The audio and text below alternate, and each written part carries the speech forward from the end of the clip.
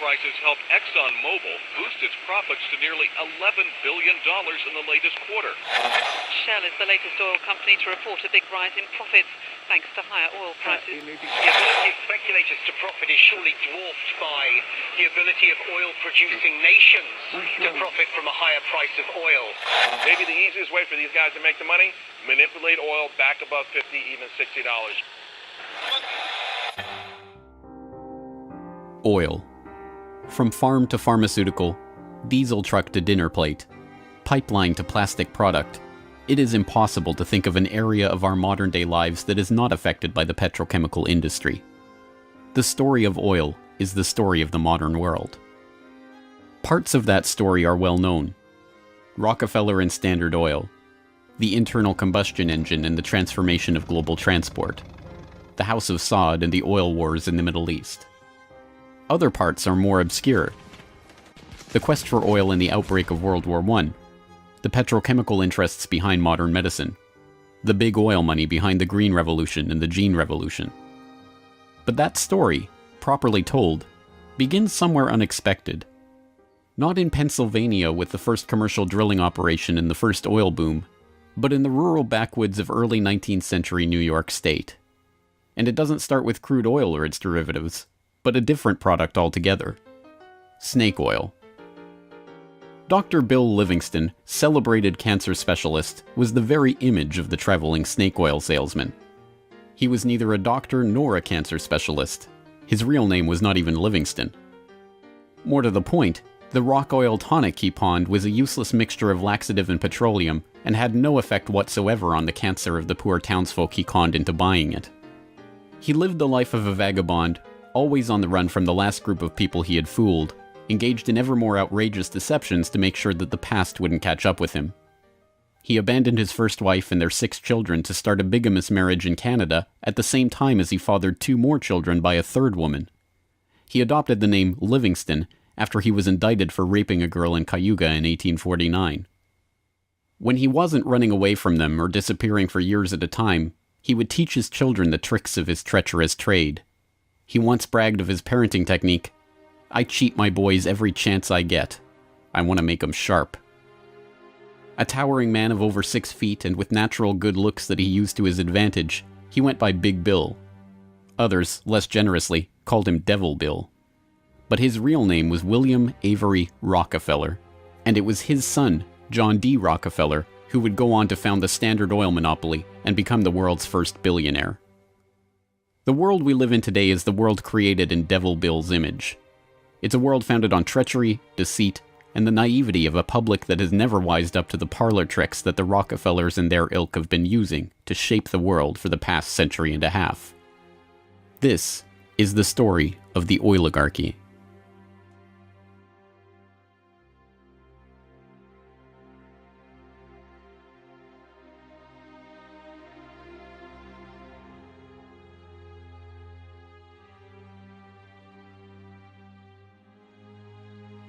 Titusville, 1857.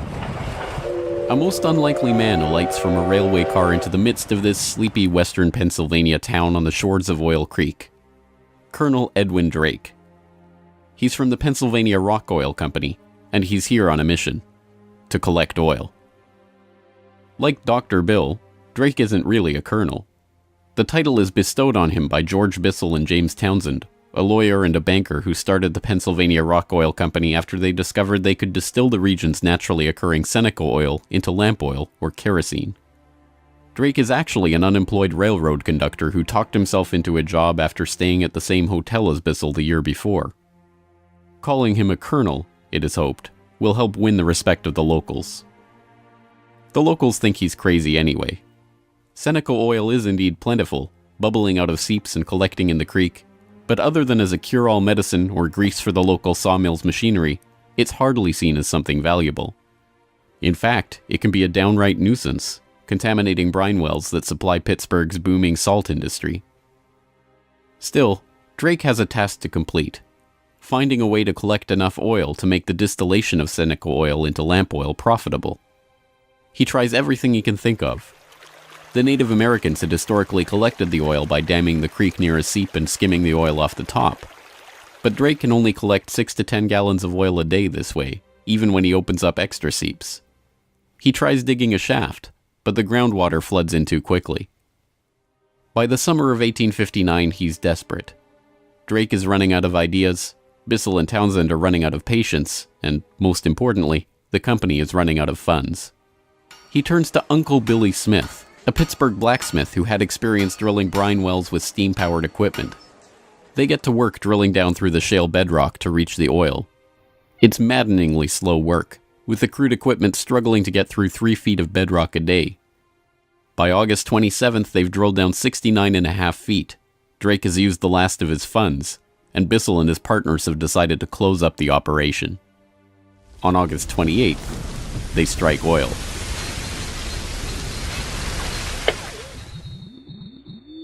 Then on Sunday, August 28, 1859, oil bubbled up the drive pipe. Uncle Billy and his son Sam bailed out several buckets of oil.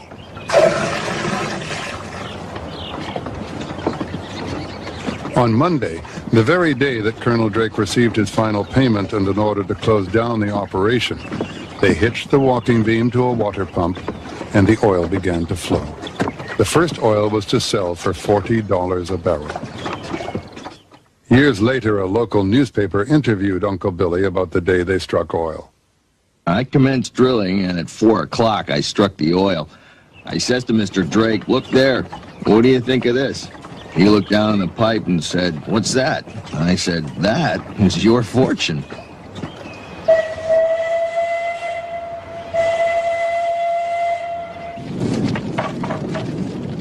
Drake's well proved that by drilling for it, oil could be found in abundance and produced cheaply. Overnight, a whole new industry was born.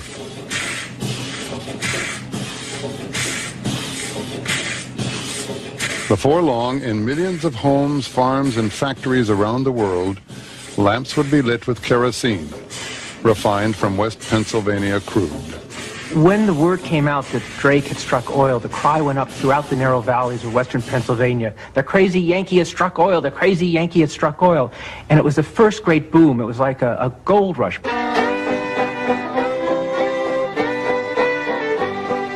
Down in Pennsylvania, there is plenty oil, they say. Petroleum, petroleum, we must all have some. Overnight, the quiet farming backwoods of rural Pennsylvania was transformed into a bustling oil region, with prospectors leasing up flats, towns springing up from nowhere, and a forest of percussion rigs covering the land. The first oil boom had arrived. Already poised to make the most of this boom was a young up-and-coming bookkeeper in Cleveland with a head for numbers, John Davison Rockefeller. He had 2 ambitions in life, to make $100,000 and to live to be 100 years old.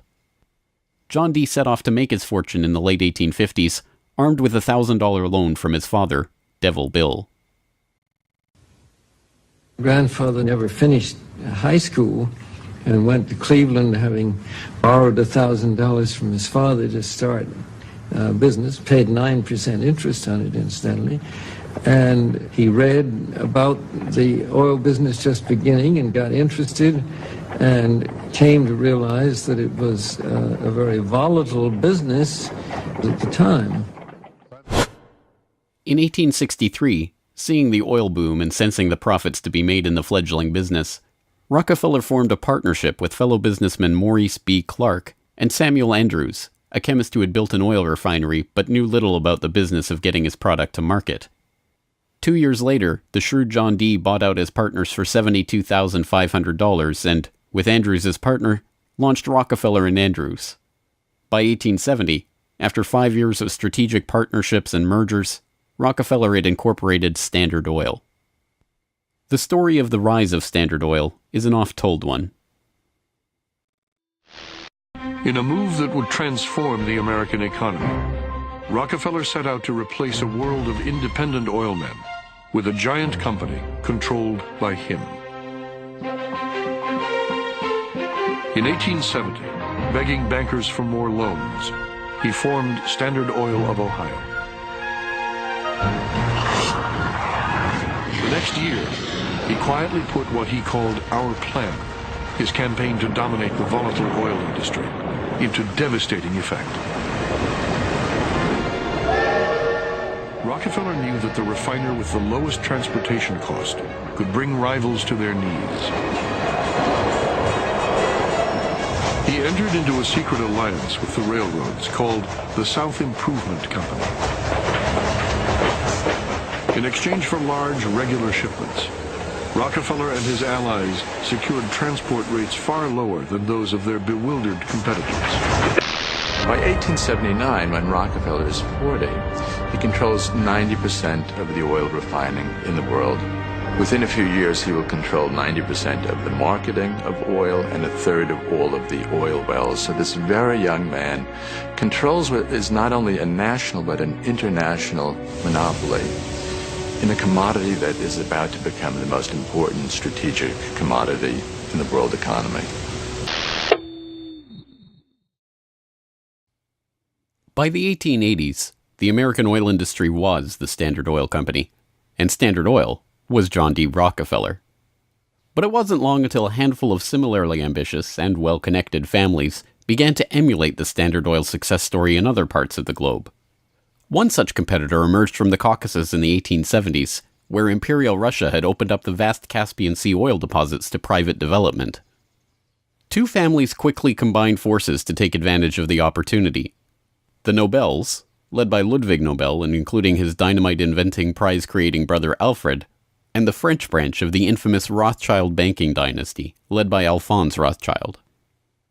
In 1891, the Rothschilds contracted with M. Samuel & Co., a Far East shipping company headquartered in London and run by Marcus Samuel, to do what had never been done before: ship their Nobel-supplied Caspian oil through the Suez Canal to East Asian markets. The project was immense. It involved not only sophisticated engineering to construct the first oil tankers to be approved by the Suez Canal Company, but the strictest secrecy. If word of the endeavor was to get back to Rockefeller through his international intelligence network, it would risk bringing the wrath of Standard Oil, which could afford to cut rates and squeeze them out of the market. In the end, they succeeded, and the first bulk tanker, the Murex, sailed through the Suez Canal in 1892 en route to Thailand. In 1897, M. Samuel & Co. became the Shell Transport and Trading Company. Realizing that reliance on the Rothschild Nobel Caspian oil left the company vulnerable to supply shocks, Shell began to look to the Far East for other sources of oil. In Borneo, they ran up against Royal Dutch Petroleum, established in The Hague in 1890 with the support of King William III of the Netherlands, to develop oil deposits in the Dutch East Indies. The two companies, fearing competition from Standard Oil, merged in 1903 into the Asiatic Petroleum Company, jointly owned with the French Rothschilds, and in 1907 became Royal Dutch Shell. Another global competitor to the Standard Oil throne emerged in Iran at the turn of the 20th century. In 1901, millionaire socialite William Knox D'Arcy negotiated an incredible concession with the King of Persia: exclusive rights to prospect for oil throughout most of the country for 60 years. After 7 years of fruitless search, D'Arcy and his Glasgow-based partner, Burma Oil, were ready to abandon the country altogether. In early May of 1908, they sent a telegram to their geologist telling him to dismiss his staff, dismantle his equipment, and come back home. He defied the order, and weeks later, struck oil. Burma Oil promptly spun off the Anglo-Persian Oil Company to oversee production of Persian oil. The British government took 51% majority control of the company's shares in 1914 at the behest of Winston Churchill, then First Lord of the Admiralty, and survives today as BP. The Rothschilds and Nobels, the Dutch royal family, the Rockefellers. These early titans of the oil industry and their corporate shells pioneered a new model for amassing and expanding fortunes hitherto unheard of. They were the scions of a new oligarchy, one built around oil and its control, from wellhead to pump. But it was not just about money. The monopolization of this, the key energy resource of the 20th century, helped secure the oligarchs not just wealth, but power over the lives of billions. Billions who came to depend on black gold for the provision of just about every aspect of their daily lives. In the late 19th century, however, it was by no means certain that oil would become the key resource of the 20th century. As cheap illumination from the newly commercialized light bulb began to destroy the market for lamp oil, the oligarchs were on the verge of losing the value from their monopoly. but a series of lucky strikes was about to catapult their fortunes even further. The very next year after the commercial introduction of the light bulb, another invention came along to save the oil industry. German engineer Carl Benz patented a reliable two-stroke internal combustion engine. The engine ran on gasoline, another petroleum byproduct, and became the basis for the Benz motor wagon that, in 1888, became the first commercially available automobile in history. And with that stroke of luck, the business that Rockefeller and the other oligarchs had spent decades consolidating was saved. But more luck was needed to ensure the market for this new engine. In the early days of the automobile era, it was by no means certain that gas-powered cars would come to dominate the market. Working models of electric vehicles had been around since the 1830s, and the first electric car was built in 1884. By 1897, there was a fleet of all-electric taxis shuttling passengers around London. The world land speed record was set by an electric car in 1898. By the dawn of the 20th century, electric cars accounted for 28% of the automobiles in the United States. The electrics had advantages over the internal combustion engine. They required no gear shifting or hand cranking, and had none of the vibration, smell, or noise associated with gasoline-powered cars. Lady Luck intervened again on January 10, 1901, when prospectors struck oil at Spindletop in East Texas.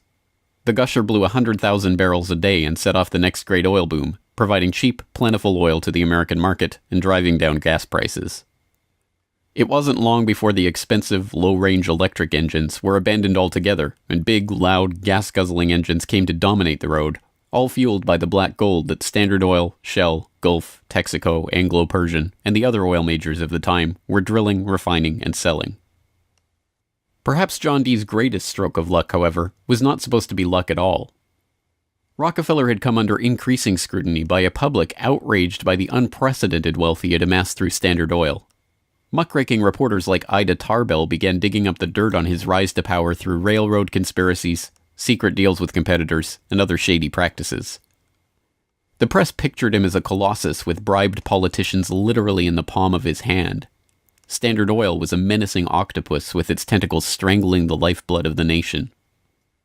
Hearings began, investigations were launched, lawsuits were brought against him, and then, finally, in 1911, the Supreme Court made a monumental decision.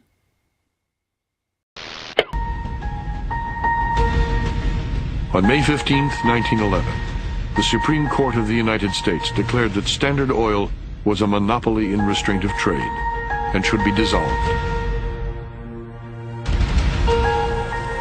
Rockefeller heard of the decision while golfing at Kykuit with a priest from the local Catholic Church, Father J.P. Lennon. And Rockefeller reacted with amazing aplomb. He turned to the Catholic priest and said, "Father Lennon, have you some money?" And the priest was very startled by the question and said, "No." And then he said, "Why?" And Rockefeller replied, "Buy Standard Oil." As Rockefeller foresaw, the individual Standard Oil companies were worth more than the single corporation. In the next few years, their shares doubled and tripled in value. By the time the reign of cash was over, Rockefeller had the greatest personal fortune in history, nearly 2% of the American economy. And it was really losing the antitrust case that converted John D. Rockefeller into history's first billionaire. So that Standard Oil was punished in the federal antitrust case, but John D. Rockefeller Sr. most assuredly was not. To the amazement of the world, Rockefeller's punishment had in fact been his reward. Rather than being taken down a peg, the splitting up of the Standard Oil monopoly had launched him as the world's only acknowledged billionaire at a time when the average annual income in America was $520. Rockefeller's story was perfectly mirrored by the story of Colonel Edwin Drake. Having struck oil in Titusville and given rise to a billion-dollar global industry, Drake had not had the foresight to patent his drilling technique or even to buy up the land around his own well. He ended up in poverty, relying on an annuity from the state of Pennsylvania to scrape together a living, and dying in 1880. For the oligarchy, the lesson of the rise and rise of Rockefeller was obvious. The more ruthlessly that monopoly was pursued, the tighter that control was grasped, the greater the lust for power and money, the greater the reward would be in the end. From now on, No invention would derail the oil majors from their quest for total control. No competition would be tolerated. No threat to the oligarchs would be allowed to rise.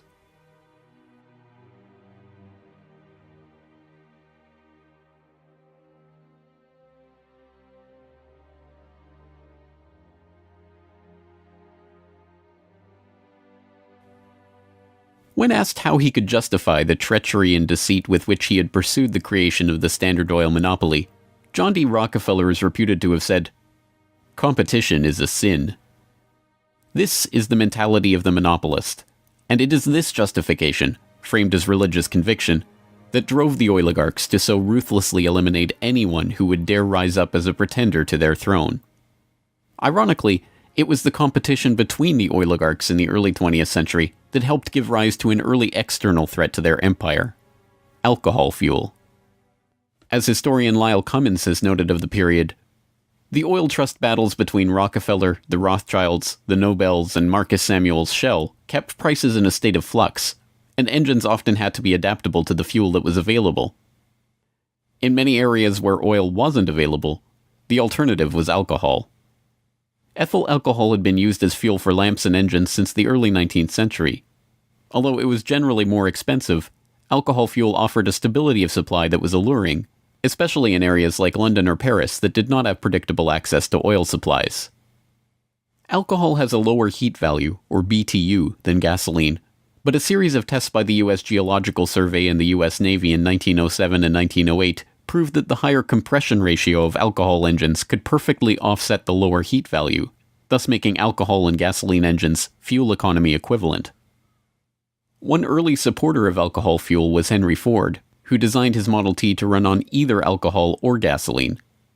Sensing an opportunity for new markets to boost the independent American farms that he felt were vital to the nation, Henry Ford told the New York Times, "The fuel of the future is going to come from fruit like that sumac out by the road, or from apples, weeds, sawdust, almost anything. There is fuel in every bit of vegetable matter that can be fermented." Farmers, looking to capitalize on this, lobbied for the repeal of a $2.08 per gallon alcohol tax that had been imposed to help pay for the Civil War. They were aided by those who saw fuel alcohol as a way to break the oligarchs' monopoly. In support of a bill to repeal the alcohol tax, President Teddy Roosevelt told the U.S. Congress in 1906, "The Standard Oil Company has, largely by unfair or unlawful methods, crushed out home competition. It is highly desirable that an element of competition should be introduced by the passage of some such law as that which has already passed the House, putting alcohol used in the arts and manufactures upon the free list." The alcohol tax was repealed in 1906, and for a time corn ethanol at 14 cents a gallon was cheaper than gasoline at 22 cents a gallon. The promise of cheap, unpatentable, unmonopolizable fuel production open to anyone with raw vegetable matter and a still, swept the nation. But cheap, plentiful fuel that can be grown and produced locally and independently is not what the oligarchs had in mind.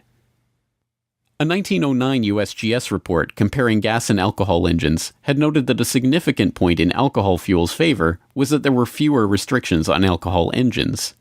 For the oligarchs, the answer was simple: find a way to place greater restrictions on alcohol engines. Thankfully for them, the answer to their problem was already gaining popular support. In the 19th century, America had a drinking problem. By 1830, the average American over 15 years old drank 7 gallons of pure alcohol per year, 3 times higher than today's average. This led to the first anti-alcohol movements in the 1830s and 1840s, and the formation of the Prohibition Party in 1869, and the Women's Christian Temperance Union in the 1870s. The movement enjoyed widespread and growing support, but had few political successes. Maine flirted with prohibition by outlawing the sale and manufacture of liquor in 1851, but the ban only lasted 5 years. This changed with the formation of the Anti-Saloon League in Standard Oil's birth state of Ohio in 1893. The ASL was started by John D. Rockefeller's longtime personal friend Howard Hyde Russell, and was bankrolled in part by generous annual donations from Rockefeller himself. The ASL, with Rockefeller's backing, quickly became the driving force behind a national movement to outlaw the production and sale of alcohol. Rockefeller was a teetotaler himself, Not from moral concern, but because he was afraid that good cheer among friends would lead to his downfall in business.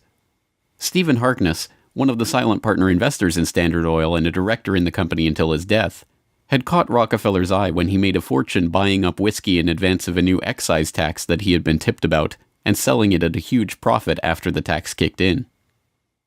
No, Rockefeller and Standard Oil were not concerned about the moral state of the nation, except as far as it impacted their bottom line. But when Prohibition did come in 1920, it had an interesting side effect. Although it didn't ban the use of ethanol as a fuel directly, it did lead to increasingly burdensome restrictions, requiring producers to add petroleum products to their ethanol to make it poisonous before it could be sold. Alcohol fuel, now completely unable to compete with gasoline, was abandoned altogether by the automobile industry. Another existential threat to the vast fortunes of the early oligarchs was to require an even greater effort at social engineering: public transportation. By the end of World War I, private car ownership was still a relative rarity. Only 1 in 10 Americans owned a car. Rail was still the transportation of choice for the vast majority of the public, and city dwellers in most major cities relied on electric trolley networks to transport them around town. In 1936, General Motors formed a front company, National City Lines, along with Firestone Tire and Standard Oil of California, to implement a process of bustitution, scrapping streetcars and tearing up railways to replace them with GM's own buses running on Standard Oil-supplied diesel. The plan was remarkably successful. As historian and researcher F. William Engdahl notes in Myths, Lies, and Oil Wars, by the end of the 1940s, GM had bought and scrapped over 100 municipal electric transit systems in 45 cities and put gas-burning GM buses on the streets in their place. By 1955, almost 90% of the electric streetcar lines in the United States had been ripped out or otherwise eliminated. The cartel had been careful to hide their involvement in National City Lines, but it was revealed to the public in 1946 by an enterprising retired naval lieutenant commander, Edwin J. Quimby. He wrote a manifesto exposing what he called a careful, deliberately planned campaign to swindle you out of your most important and valuable public utilities, your electric railway system.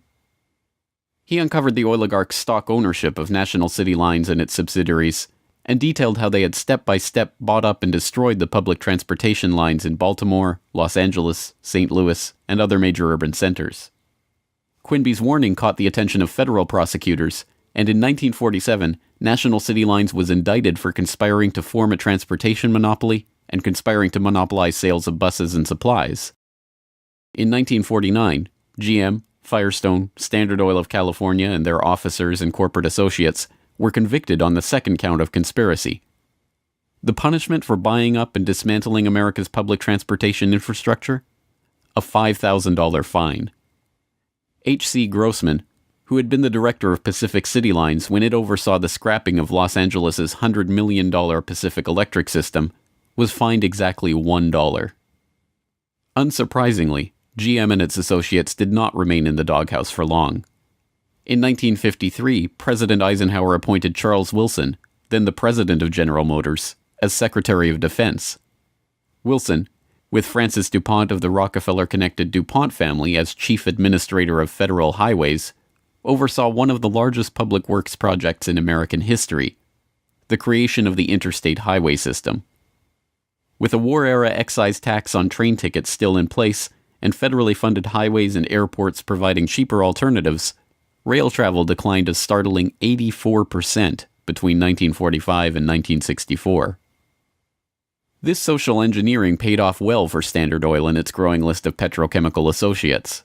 In the 2.5 decades after the outbreak of World War II, vehicle production in Detroit almost tripled, from 4.5 million cars a year in 1940 to over 11 million in 1965. As a result, sales of refined gasoline over the same period rose 300%. But Rockefeller was not the only oligarch working to crush all opposition to his monopoly.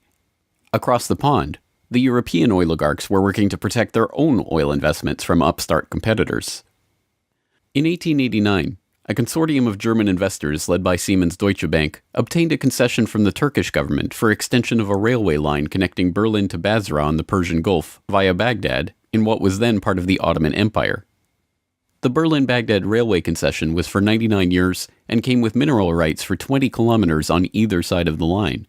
An especially lucrative deal since the rail cut right through the heart of the still untapped Mesopotamian oil region south of Mosul along the Tigris River.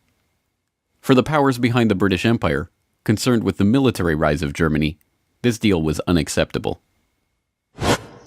Well, Germany, in the end of the 19th century, was looking for outlets for its exports, its industrial exports, as the German economy was growing like China is growing in the last 30 years. And they decided that Turkey would be an ideal strategic trade partner for Germany. And Georg von Siemens, one of the directors of Deutsche Bank, came up with a strategy to extend a railway from Berlin all the way down to Baghdad, which was then part of the Ottoman Empire, Baghdad in Iraq today, near the Persian Gulf. And German military began training the Turkish military. The German industry began investing in Turkey. They saw a huge potential market to begin bringing Turkey into the 20th century economically. Well, Deutsche Bank also negotiated mineral rights. I think it was 20 kilometers on either side of the railway. And it was already known in 1914 that Mosul and these other areas contained huge petroleum deposits. Well, why is that significant? At the end of the century, 19th century, Jack Fisher, the Lord of the Admiralty and the head of the Royal Navy, advocated the conversion of the British Navy from coal-fired to oil-fired, that it would have a qualitative strategic improvement in their every aspect of warship design. And since Britain didn't know that they had any oil back then, they went to Persia and swindled the Shah at that time out of oil rights in Persia. They went to Kuwait and backed a coup d'etat of the Al-Sabah family to be a British pawn. And they literally wrote a contract with him that nothing that Kuwait does with the outside world will be done without approval of the British governor. And Kuwait was known to have oil and lying right on the Persian Gulf. Well, the British looked at this railway plan of the Germans going right down to Baghdad and said, my God, you can put soldiers on rail cars and bring them down and threaten the oil lifeline of the British Navy. This is a strategic move by the Germans. It also would make Germany independent of the British control of the seas. The British oligarchs, including the British Crown with its hidden controlling stake in Anglo-Persian oil and the Rothschilds merchant Marcus Samuel at Royal Dutch Shell, sought to counter this German threat to their commercial and strategic interests. They used Armenian-born, naturalized British citizen Calouste Gulbenkian, the architect of the Royal Dutch Shell merger, in order, as he later recalled, to see British influence get the upper hand in Turkey against the Germans. If that was his task, it was a remarkable success. In 1909, the British set up the Turkish National Bank, which was Turkish in name only. Founded by London banker Sir Edward Castle and with directors like Hugo Baring of the Barings banking family, Castle himself, and Gulbenkian, the bank set up the Turkish Petroleum Company in 1912. Formed explicitly to exploit the petroleum-rich oil fields of Iraq, then part of the Ottoman Empire, Gulbenkian brokered a deal that forced Deutsche Bank, with its 40-kilometer concessions along the oil-rich Baghdad railway line, into a junior partnership in the company. The stock was split so the British government's Anglo-Persian Oil Company owned half the shares, with Royal Dutch Shell and Deutsche Bank splitting the other half. Their plan to take over Germany's Turkish oil interests had been successful, but in an amazing irony, it didn't even matter. Gulbenkian finished negotiations for the Iraqi oil concession on June 28, 1914, the same day Archduke Ferdinand was shot in Sarajevo. An alliance the British had been brokering for years to constrain the rising German threat, an alliance involving France and Russia, kicked into motion, and the world was engulfed in war. By the end of World War I, The British and their allies had taken over Iraq and its oil deposits anyway. Germany had been completely cut out, and Gulbenkian, their scheming servant, received 5% of all oil field proceeds in the newly minted country. As the century wore on, the oil industry grew beyond the control of the handful of families that had dominated it since its inception. Oil deposits were located around the globe, and the resources of entire nation-states were marshaled to control them. Now, threats to the oligarchs and their interests required multilateral, multinational responses, and the consequences of those deals were felt worldwide. The story of the oil shock of 1973, as it has been delivered to us by the history books, is well known. By the late 1960s, the nation relied on imported oil to keep the economy strong.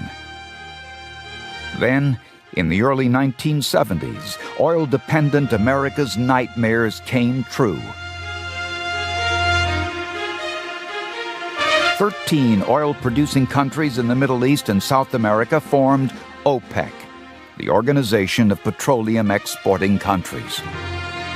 In 1973, OPEC placed an oil embargo on the U.S. and other nations that had supported Israel against the Arab states in the Yom Kippur War. The American economy went into a tailspin as gas shortages gripped the nation. Few, however, know that the crisis and its ensuing response was in fact prepared months ahead of time at a secret meeting in Sweden in 1973. The meeting was the annual gathering of the Bilderberg Group, a secretive cabal formed by Prince Bernhard of the Netherlands in 1954. The Dutch royal family not only gave its royal imprint to Royal Dutch Petroleum, they are still rumored to be, along with the Rothschilds, one of the largest shareholders in Royal Dutch Shell, from the days when Queen Wilhelmina's Anglo-Dutch petroleum holdings and other investments made her the world's first female billionaire, right through to today. Bernhard's guest list at the Bilderberg Group reflected his position in the oligarchy. Alongside him at the Swedish conference were David Rockefeller of the Standard Oil dynasty and his protege Henry Kissinger, Baron Edmund de Rothschild, E.G. Collado, the vice president of Exxon, Sir Dennis Greenhill, director of British Petroleum, and Gerrit A. Wagner, president of Bernhard's own Royal Dutch Shell. At the meeting in Sweden, held 5 months before the oil crisis began, the oligarchs and their political and business allies were planning their response to a monetary crisis that threatened the world dominance of the US dollar.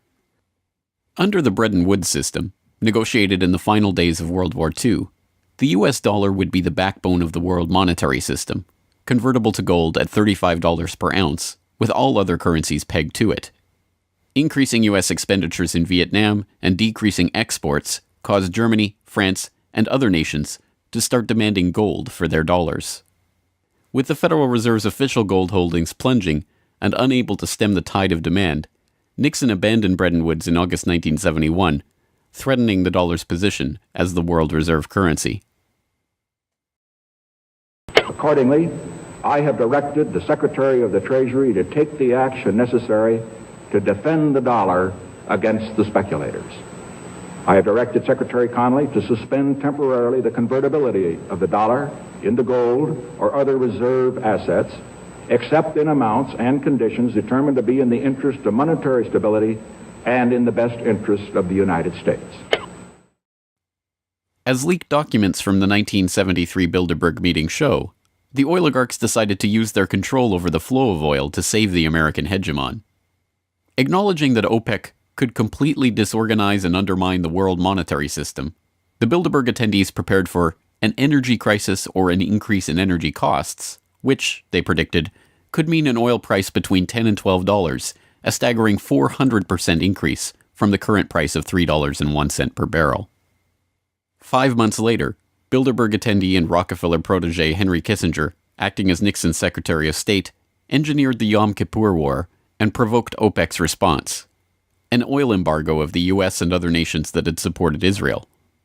On October 16, 1973, OPEC raised oil prices by 70%.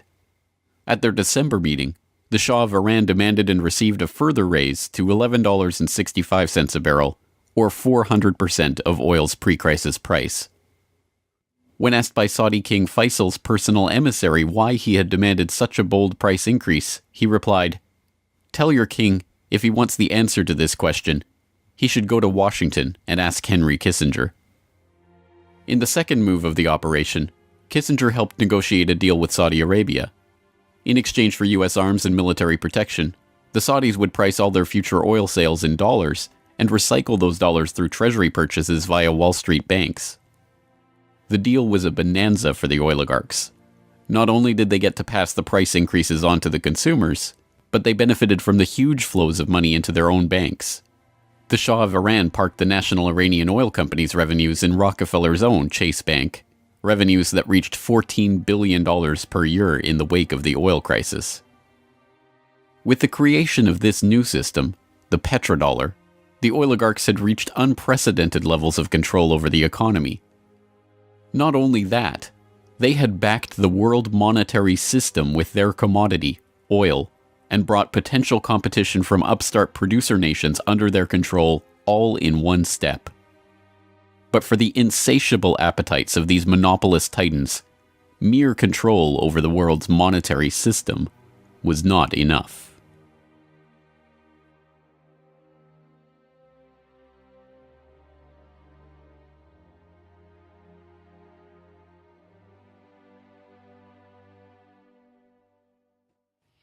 In the 19th century, railroad conspiracies and predatory pricing had been enough to assure the oligarchs' monopoly.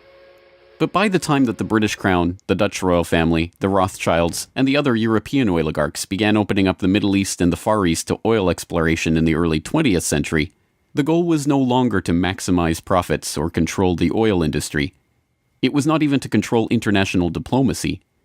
It was to control and shape the world itself, its resources, its environment, and its people.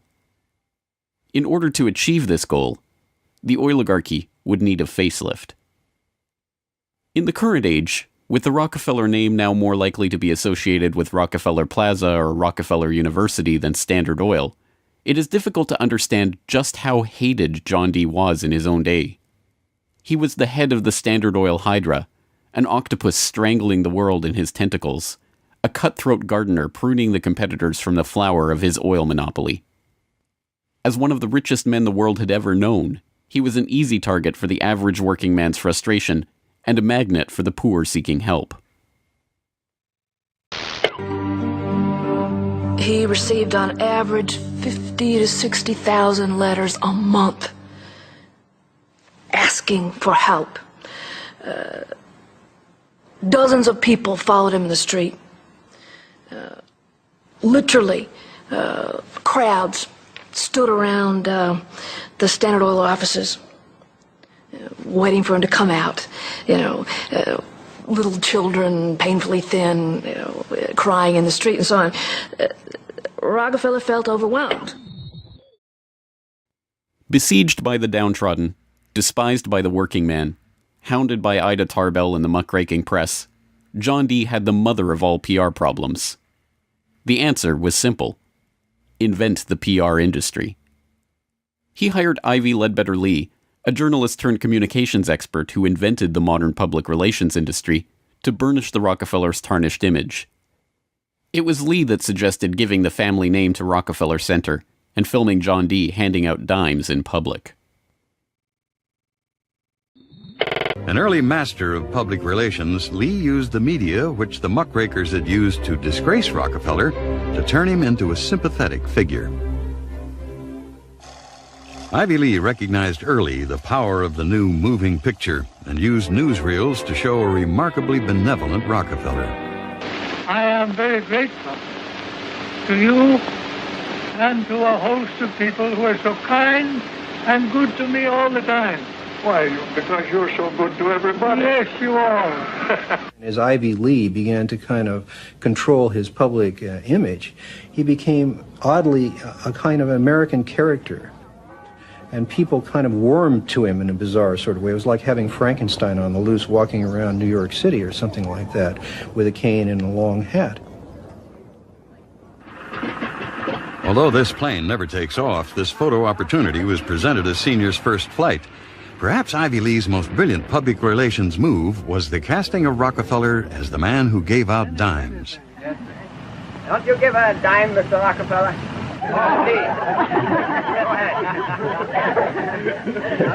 You've had a dime. Thank you, sir. Thank you very much. I consider And I myself. thank you for the ride. I consider myself more than amply paid. Bless you, bless you, Yes. bless you. These PR stunts seem obvious and ham-handed by today's standards, but they were effective enough. To this day, people leave dimes on the stone marker at the base of the 70-foot Egyptian obelisk that towers over John Dee's final resting place in Cleveland's Lakeview Cemetery. But it was not stage-managed photo opportunities like these that transformed Rockefeller into a public hero. In order to win the public over, he was going to have to give them what they wanted. And what they wanted wasn't difficult to understand. Money. But just as his father, Devil Bill, had taught him to do in all his business dealings, Rockefeller made sure to get the better end of the bargain. He would donate his great wealth to the creation of public institutions, but those institutions would be used to bend society to his will. As every would-be ruler throughout history has realized, society has to be transformed from the ground up.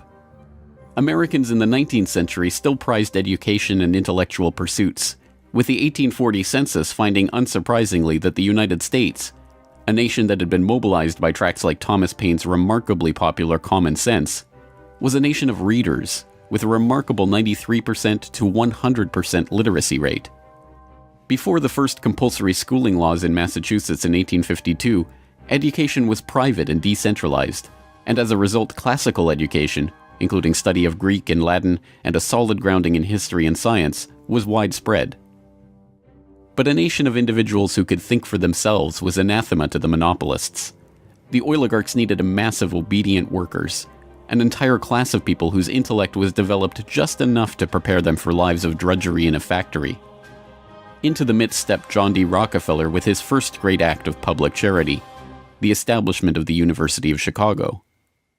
He was aided in this task by Frederick Taylor Gates, a Baptist minister that Rockefeller befriended in 1889 and who would go on to be John Dee's most trusted philanthropic advisor. Gates would go on to write a short tract, The Country School of Tomorrow, that laid out the Rockefeller plan for education. In our dream, we have limitless resources, and the people yield themselves with perfect docility to our molding hand. The present educational conventions fade from our minds, and, unhampered by tradition, we work our own goodwill upon a grateful and responsive folk. We shall not try to make these people or any of their children into philosophers, or men of learning or science. We are not to raise up from among them authors, orators, poets, or men of letters. We shall not search for embryo great artists, painters, musicians, nor will we cherish even the humbler ambition to raise up from among them lawyers, doctors, preachers, politicians, statesmen, of whom we now have ample supply. Although Rockefeller's resources weren't exactly limitless, they might as well have been. In 1902, he established the General Education Board to help implement Gates's vision for the Country School of Tomorrow with a staggering $180 million endowment. The Rockefeller influence on education was felt almost immediately, and it was amplified by help from fellow monopolists of the era who were approaching the topic of philanthropy from the same angle. Although best known as a steel magnate, Andrew Carnegie's fortune started on the railroads transporting Rockefeller's Standard Oil around the country, and was greatly magnified by a lucrative investment in property near Oil Creek that provided steady, profitable oil sales. In 1905, he established the Carnegie Foundation for the Advancement of Teaching, a tax-free foundation through which Carnegie and his appointees could direct the development of the education system in the United States, and, eventually, worldwide. In 1910, Rockefeller followed suit by establishing the Rockefeller Foundation, which became the tax-free umbrella organization for his philanthropic ambitions. As the Reese Committee, a congressional investigation into the activities of these tax-free foundations in the 1950s, discovered, it wasn't long before Carnegie's endowment approached Rockefeller's foundation with a proposal to cooperate on their shared desire to transform the American education system in their own image. Norman Dodd, the director of research for the congressional committee who was granted access to the Carnegie Endowment's board minutes, explains. So they approach the Rockefeller Foundation with the suggestion that that portion of education which could be considered domestic be handled by the Rockefeller Foundation, and that portion, which is international, should be handled by the endowment. And they then decide that the key to the success of these two operations lay in an alteration in the teaching of American history. So they approach four of the then most prominent teachers of American history in the country, people like Charles and Mary Bird, and their suggestion to them is, will they alter the manner in which they present this subject, and they get turned down flat. So they then decide that it is necessary for them to do, as they say, build our own stable of historians. And then they approach the Guggenheim Foundation, which specializes in fellowships, and say, when we find young men in the process of studying for doctorates in the field of American history, and we feel that they are the right caliber, will you grant them fellowships on our say-so? And the answer is yes. So under that condition, eventually they assemble 20.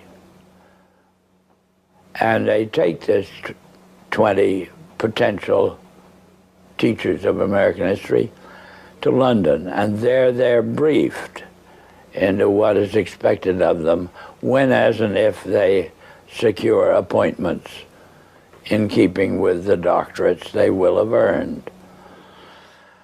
And that group of 20 historians ultimately becomes the nucleus of the American Historical Association.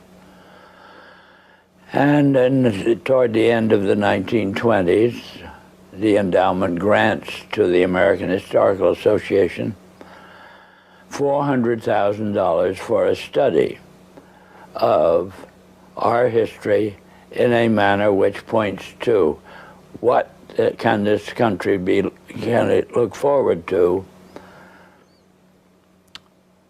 in the future. And that culminates in a 7-volume study, the last volume of which is, of course, in essence a summary of the contents of the other 6. And the essence of the last volume is the future of this country belongs to collectivism administered with characteristic American efficiency. With this base for transformation firmly established, the Rockefeller Foundation and like-minded organizations embarked on a program so ambitious that it almost defies comprehension. They transformed the practice of medicine. As usual, the oligarchs that funded this change were also there to profit from it, and once again, John D. took his cue from Devil Bill's example. William Rockefeller had called his brand of snake oil Nujol for new oil, and Standard Oil spun off Nujol as a laxative under their Stanco subsidiary. Manufactured on the same premises as Flit, an insecticide also derived from Standard Oil's byproducts, Nujol sold at the druggist for 28 cents per 6-ounce bottle. It cost Standard Oil less than 1/5 of a cent to manufacture. Pharmaceuticals provided a lucrative new opportunity for the oligarchs, but in a turn-of-the-century America that was still largely based on naturopathic, herbal remedies, it was a tough sell. The oligarchy went to work changing that. In 1901, John D. established the Rockefeller Institute for Medical Research. The institute recruited Simon Flexner, a pathology professor at the University of Pennsylvania, to serve as its director. His brother, Abraham, was an educator who was contracted by the Carnegie Foundation to write a report on the state of the American medical education system. His study, the Flexner Report, along with the hundreds of millions of dollars that the Rockefeller and Carnegie Foundations were to shower on medical research in the coming years, resulted in a sweeping overhaul of the American medical system. Naturopathic and homeopathic medicine, medical care focused on unpatentable, unmarketable natural remedies and cures, was now dismissed as quackery. Only drug-based allopathic medicine requiring expensive medical procedures and lengthy hospital stays was to be taken seriously. the fortunes of Carnegie, Morgan, and Rockefeller financed surgery, radiation, and synthetic drugs. They were to become the economic foundations of the new medical economy. The takeover of the medical industry was accomplished by the takeover of the medical schools. Well, the people that we're talking about, Rockefeller and Carnegie in particular, came to the picture and said, we will put up money. They offered tremendous amounts of money to the schools that would agree to cooperate with them. The donors said to the schools, we're giving you all this money. Now, would it be too much to ask if we could put some of our people on your board of directors to see that our money is being spent wisely? Almost overnight, all of the major universities received large grants from these sources and also accepted 1, 2, or 3 of these people that I mentioned on their board of directors, and the schools literally were taken over by the financial interests that put up the money. Now, what happened as a result of that is that the schools did receive an infusion of money. They were able to build new buildings. They were able to add expensive equipment to their laboratories. They were able to hire top-notch teachers. But at the same time as doing that, they skewed the whole thing in the direction of pharmaceutical drugs. That was the efficiency in philanthropy. The doctors from that point forward in history would be taught pharmaceutical drugs. All of the great teaching institutions in America were captured by the pharmaceutical interests in this fashion. And it's amazing how little money it really took to do it. The oligarchy birthed entire medical industries from their own research centers and then sold their own products from their own petrochemical companies as the cure. It was Frank Howard, a Standard Oil of New Jersey executive, who would go on to persuade Alfred Sloan and Charles Kettering to donate their fortunes to the cancer center that would then bear their name. As director of research at Sloan Kettering, Howard appointed Cornelius Rhodes, a Rockefeller Institute pathologist, to develop his wartime research on mustard gas for the U.S. Army into a new cancer therapy. Under Rhodes's leadership, nearly the entire program and staff of the Chemical War Service was reformed into the Sloan Kettering Drug Development Program, where they worked on converting mustard gas into chemotherapy. And once again, the Rockefellers' own snake oil was being sold as a cancer cure-all. The oligarchs' interest in the burgeoning pharmaceutical industry converged in companies like IG Farben, a drug and chemical cartel formed in Germany in the early 20th century. Royal Dutch's own Prince Bernhard served on an IG Farben subsidiary's board in the 1930s, and the cartel's American operation, set up in cooperation with Standard Oil, included on its board Standard Oil president Walter Teagle, as well as Paul Warburg of Kuhn-Loeb and Company, itself headed by Jacob Schiff of the Rothschild broker family. At its height, IG Farben was the largest chemical company in the world, and the 4th largest industrial concern in the world, right behind Standard Oil of New Jersey. The company was broken up after World War II, but like Standard Oil, its various pieces remained intact, and today BASF, one of its chemical offshoots, remains the largest chemical company in the world, while Bayer and Sanofi, 2 of its pharmaceutical offshoots, are among the largest pharmaceutical companies in the world. Not content merely to monopolize the fields of education and medicine, the same oligarchical interests banded together to take control of America's finances. In 1910, John D. Rockefeller Jr.'s own father-in-law, Senator Nelson Aldrich, Frank Vanderlip of the National City Bank, and Paul Warburg, as well as various agents of J.P. Morgan, met in complete secrecy on Jekyll Island to hammer out the details of what would go on to become the Federal Reserve, America's central bank. The Fed, established in 1913, would be run by hand-picked appointees of the oligarchy and their banking associates, including, perhaps inevitably, Standard Oil president and American IG director Walter Teagle. The Rockefeller family would go on to formally enter the banking field in the 1950s when James Stillman Rockefeller, the grandson of John D.'s brother, was appointed director of National City Bank. Meanwhile, John D.'s own grandson, David Rockefeller, would go on to take over Chase Manhattan Bank, the longtime banking partner of the Standard Oil empire. In this move, the Rockefeller story perfectly mirrored that of their fellow oligarchs, the Rothschilds. Whereas the Rothschilds had supplemented their banking fortune with their oil interests, the The Rockefellers supplemented their oil fortune with banking interests. Springboarding from success to success as they consolidated monopolies across every field of human activity, the oligarchs' ambitions became even larger. This time, their goal was to consolidate control over the very food supply of the world itself. And once again, they would use philanthropy as the cover for their business takeover. The Green Revolution began in 1943 when plant geneticist Norman Borlaug and a team of researchers arrived on Mexican soil.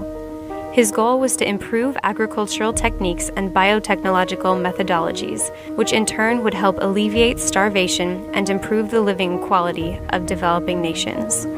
Creating new genetically modified strains of wheat, rice, maize, and other crops, Borlaug planned to win the battle against world hunger.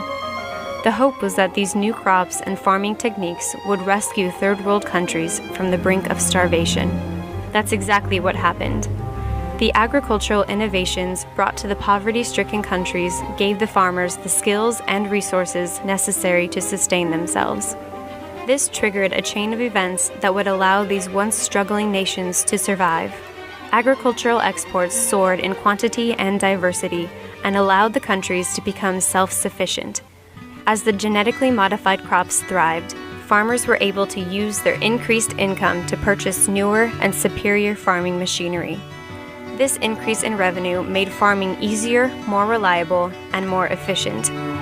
The Green Revolution led to the modernization of agriculture and has had a profound social, economic, and political impact on the world. The Mexican government turned to the Rockefeller Foundation in their endeavor to nourish Mexico through agriculture. Norman Borlaug, needless to say, was a researcher for the Rockefeller Foundation, and the Green Revolution, for whatever increase in yields it brought about, also created markets for the oligarchs' own interest in the petrochemical fertilizer industry and gave rise to the ABCD seed cartel of Archer Daniels Midland, Bunge, Cargill, and Louis Dreyfus.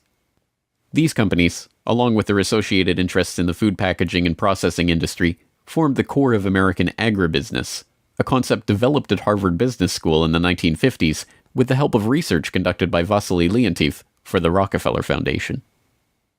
The American agribusiness giants shared a common goal: the transformation of third world agriculture into a captive market for their goods. From this perspective, the project was a runaway success. By the 1970s, the Rockefeller Standard Oil network and its cronies in the nitrogen fertilizer industry, including DuPont, Dow Chemical, and Hercules Powder, had broken into markets around the world, markets conveniently forced open for them by the U.S. government itself under President Johnson's Food for Peace program, which mandated the use of petrochemical-dependent agricultural technologies by aid recipients. Unable to afford these new technologies themselves, the impoverished Third World beneficiaries of this revolution relied on loans from the International Monetary Fund and the World Bank, handled by Rockefeller's own Chase Manhattan Bank and guaranteed by the U.S. government. The real costs of the Green Revolution, economic, agricultural, and environmental, are seldom tallied. Access to these debt-financed petrochemical-dependent technologies exacerbated the difference between the rich landowning class and the landless peasants in countries like India, where land reform and abolition of usury were dropped from the political agenda after the Green Revolution took over. Even then, the revolution's main success, its increase in agricultural yields, has been oversold. Yield growth across India actually slowed after the introduction of agribusiness. The environmental destruction is even more devastating. An overview in the December 2000 edition of Current Science notes, the Green Revolution has not only increased productivity, but it has also produced several negative ecological consequences, such as depletion of lands, decline in soil fertility, soil salinization, soil erosion, deterioration of environment, health hazards, poor sustainability of agricultural lands, and degradation of biodiversity. Indiscriminate use of pesticides, irrigation, and imbalanced fertilization has threatened sustainability. The Rockefeller Foundation even acknowledges the critiques of the Green Revolution it funded into existence, insisting that current initiatives take into account lessons learned. Even so, the Foundation continues to fund research and write reports on how to improve prospects for agribusiness investment in its target markets. As egregious as the Green Revolution was and continues to be, however, in many ways it was just the prelude to an even more ambitious project, the Gene Revolution. Now the project is not merely to monopolize the technologies, supplies, and chemical inputs for agriculture worldwide, but to monopolize the food supply itself through the replacement of the world's natural seeds with patentable, genetically modified crops.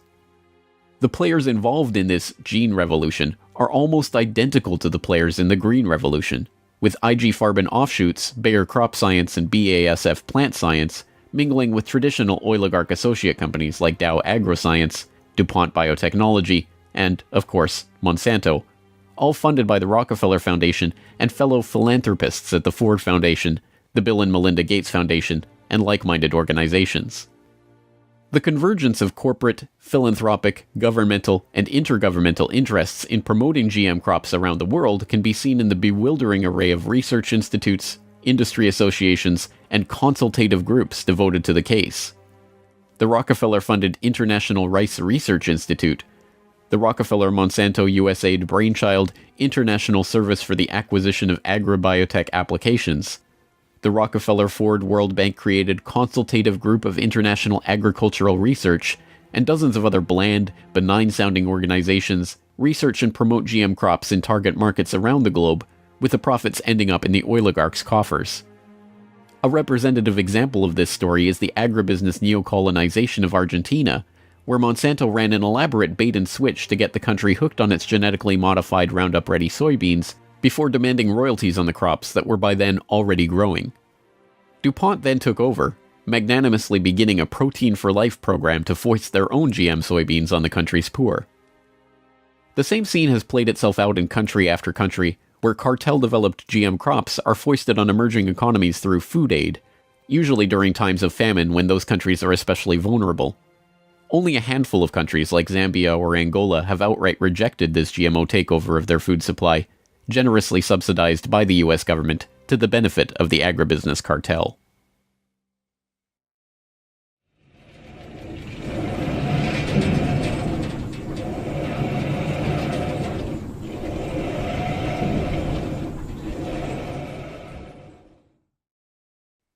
From cutthroat pioneers of the early oil industry to Machiavellian social engineers and geopolitical schemers, the oligarchs have come a long way since the days of Devil Bill's snake oil cure-alls. But his use of every form of deception and trickery to swindle the public informed how John D. and the rest of the oligarchs built up their business interests. As the 20th century drew to a close, it was obvious that for the powerful cartel that built the oil industry, the Rockefellers, the Rothschilds, the British and Dutch royal families, it was no longer about oil, if it ever really was. The takeover of education, of medicine, of the monetary system, of the food supply itself, showed that the aim was much greater than a mere oil monopoly. It was the quest to monopolize all aspects of life, to erect the perfect system of control over every aspect of society, every sector from which any threat of competition to their power could emerge. They had been remarkably, almost unbelievably successful. From oil well to gas pump, farm to fork, hospital to pharmaceutical, drill rig to dollar bill, there was almost no aspect of society that was not under their control. But the oligarchs are not done yet. Their next project, launched in the late 20th century, is almost too ambitious to be comprehended. It is not about oil. It is not about money. It is about the monopolization of life itself. They have spent decades preparing the path for this takeover and marshaled their mind-boggling resources in service of the task. And the vast majority of the world's population, still playing the shell game that the oligarchs perfected and abandoned long ago, are about to fall right into their hands, yet again. Ladies and gentlemen, the battle against climate change is surely the most defining and pivotal challenge of our times. Even in a world full of daunting perils and crises, it is hard to imagine anything that poses a greater challenge and opportunity for humanity. The negative impact of population growth on all of our planetary ecosystems is becoming appallingly evident. The science is unequivocally true, and that there is a price to carbon in their future. What do you see as the biggest challenges in conservation? The growing human population. Because if where we are, there's nothing else. We have to start spending money, fast on the solutions that we have in hand to try and help these countries which are already seeing the effects of climate change today and seeing the effects of our consumption, basically. David Rothschild, thank you so much for joining us here on Bloomberg.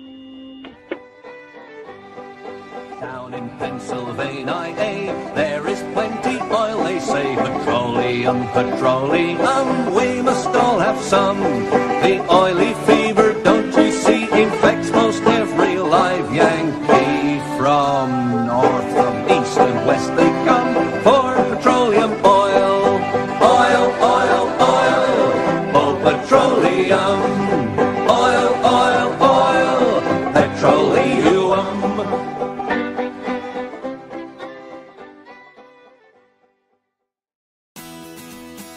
The Corbett Report is brought to you by the Corbett Report subscriber, a weekly newsletter featuring James Corbett's International Forecaster editorial, recommended reading and viewing, discounts on Corbett Report DVDs, and once a month, a subscriber-only video.